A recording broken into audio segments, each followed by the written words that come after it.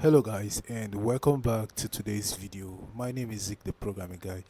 In today's video guys, I want to show you how to change audio of a reel on Instagram. Alright, it's very easy. Now let's get started. First step to take is to open your Instagram app, head to your profile, click on the reel option on your profile.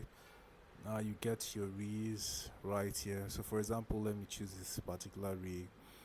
um Now, if you want to change the audio of the sound, if you click on the three dots at the right hand side of your screen and click on manage, here you get the option to edit. Click on that, and you'll notice you can change the audio of this reel. That is because there's no option for that right here. Even though you click on the advanced settings, you won't get the option to do that.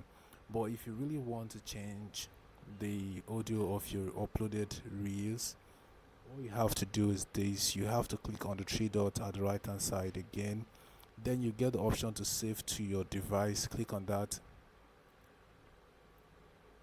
and then this will be saved to your device. So what you need to do next is to re-upload this reel and use a different audio. So guys, this is how you can change the audio of an already uploaded reel. Alright, hope this video was helpful. If it was, give this video a like and equally subscribe to get more tips like this.